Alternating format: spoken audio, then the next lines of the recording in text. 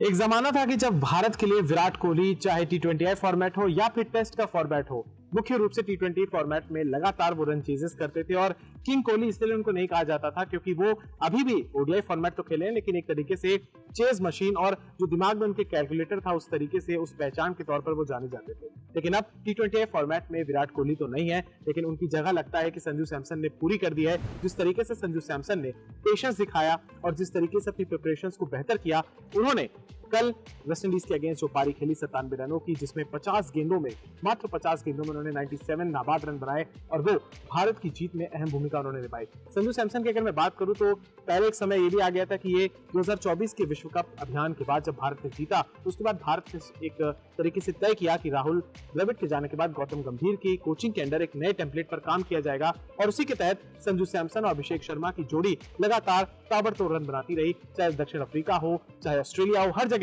संजू सैमसन और एक तरीके से अभिषेक शर्मा की जोड़ी ने कमाल का प्रदर्शन किया और प्रदर्शन इतना कमाल का था कि सूर्य कुमार यादव की कप्तानी में एक भी सीरीज बायलैटरल हम हारे नहीं थे। लेकिन उसके बाद जब न्यूजीलैंड की सीरीज आई तो कहीं ना कहीं संजू सैमसन की फॉर्म अच्छी नहीं थी। उनको पूरे मौके भी दिए गए लेकिन उनकी फॉर्म अच्छी थी, लिहाजा वर्ल्ड कप से पहले यहाँ पर ये सिलेक्ट किया गया कि ईशान किशन को ओपनिंग में भेजा जाएगा अभिषेक शर्मा के साथ। लेकिन फिर जब अभिषेक शर्मा की तबीयत खराब हुई तो यहाँ पर दिल्ली में मौका मिला संजू सैमसन को, वहां पर उन्होंने स्टार्ट उनको मिला लेकिन एक तरीके से कन्वर्ट नहीं कर पाए। उसके बाद जब उनको मौका मिला जिम्बाब्वे के अगेंस्ट, काफी लंबे मैचों पर वो बेंच पर बैठे रहे, लेकिन जब जिम्बाब्वे के अगेंस्ट उनको मौका मिला तो उन्होंने अच्छी परफॉर्मेंस की। स्टार्ट मिला 24-25 रन उन्होंने बनाए, लेकिन जब वेस्टइंडीज के अगेंस्ट खेला तो उन्होंने 97 रनों की एक मैच विनिंग पारी खेली। अब तक इस वर्ल्ड कप में कुल मिलाकर 3 मैचेस में 143 रन वो बना चुके हैं। संजू सैमसन एक समय था जब वो शॉर्ट डिलीवरीज पर काफी ज्यादा आउट होते थे, उनको